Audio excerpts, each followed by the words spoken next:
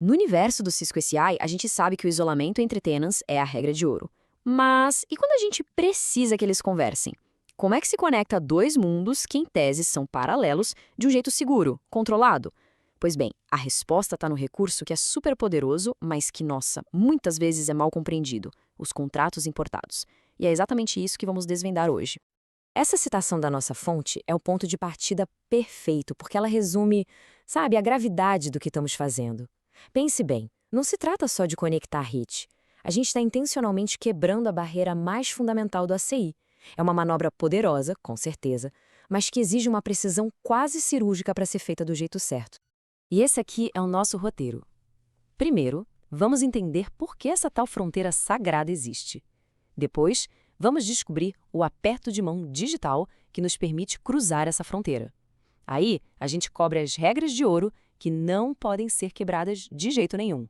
Constrói a ponte passo a passo e, para fechar com chave de ouro, um alerta de nível especialista que pode salvar o design de uma rede. Ok, vamos começar pelo fundamento de tudo. Para entender como quebrar uma regra, primeiro a gente tem que entender por que essa regra existe, certo? E no ACI, a regra fundamental é a multi-tenancy.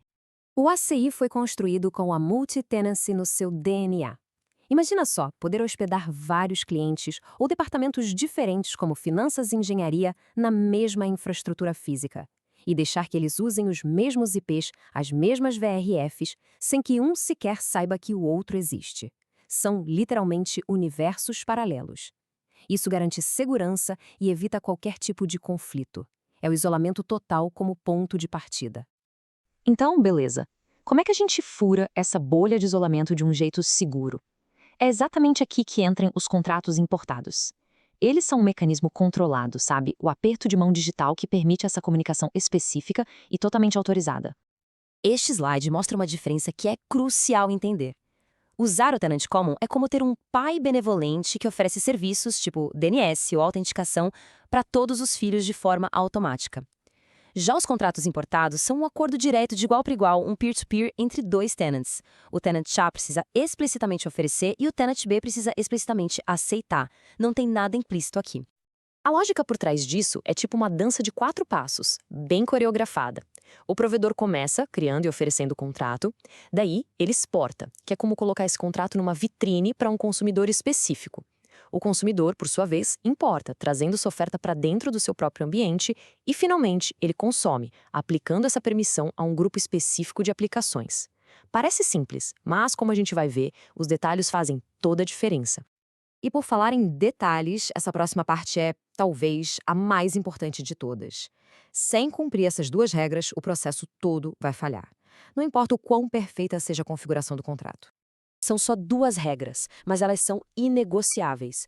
Pense nelas como as 2 chaves necessárias para abrir a fechadura que existe entre os tenants. Se uma delas falhar, a porta simplesmente não abre. Vamos ver quais são essas chaves mestras? A primeira chave mestra é o escopo. O contrato que vai ser compartilhado deve ter seu escopo definido como global. Se ele estiver como tenant ou VRF, que aliás é o padrão, ele fica preso dentro das suas próprias fronteiras. Somente o escopo global o torna visível para o mundo exterior, pronto para ser exportado. Agora, a segunda regra de ouro. E olha, essa aqui é a causa número 1 de dor de cabeça. A flag Shared Between VRFs.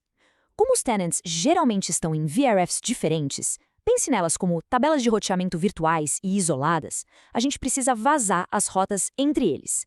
E essa pequena caixinha de seleção que precisa ser marcada nos 2 lados, hein? Tanto na subrede do provedor quanto na do consumidor, é ela que autoriza esse vazamento de rotas. E essa frase ilustra perfeitamente o que acontece se essa flag shared for esquecida. O contrato pode estar perfeito, a política no hardware pode estar correta, mas quando o pacote chega no switch, ele olha a tabela de roteamento da VRF de destino e, nada, não encontra uma rota. O pacote é descartado. Fim da história. Muito bem, com a teoria dominada e as regras de ouro na cabeça, chegou a hora de colocar a mão na massa. Vamos construir essa ponte de comunicação, olhando as etapas de configuração dos 2 lados da fronteira, o lado do provedor e o lado do consumidor.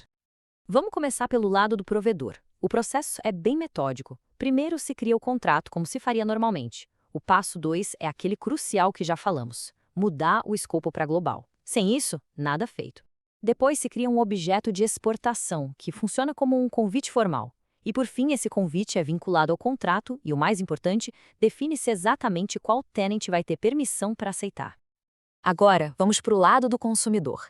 A lógica aqui é um pouquinho diferente. Ele não cria um contrato do zero, ele cria uma interface, que é basicamente um ponto de conexão para aquele contrato que foi oferecido. Ele dá um nome para essa interface e a vincula ao convite do provedor. E aqui vem um detalhe que muita gente erra. Na hora de aplicar o EPG ao grupo de aplicações, não se procura por um contrato normal. É preciso adicionar especificamente a interface de contrato consumido. É um passo pequeno, mas que faz toda a diferença. Certo. Agora vamos subir um nível, para o nível especialista. O que realmente acontece lá nos suítes quando a gente faz tudo isso? E, claro, como diagnosticar os problemas quando as coisas não funcionam como esperado. Aqui está o ponto fundamental da coisa toda. Quando o contrato é aplicado, o switch folha, o leaf, onde o consumidor está, importa a rota da subrede do provedor para dentro da tabela de roteamento da VRF do consumidor. Isso é o tal do vazamento de rotas em ação.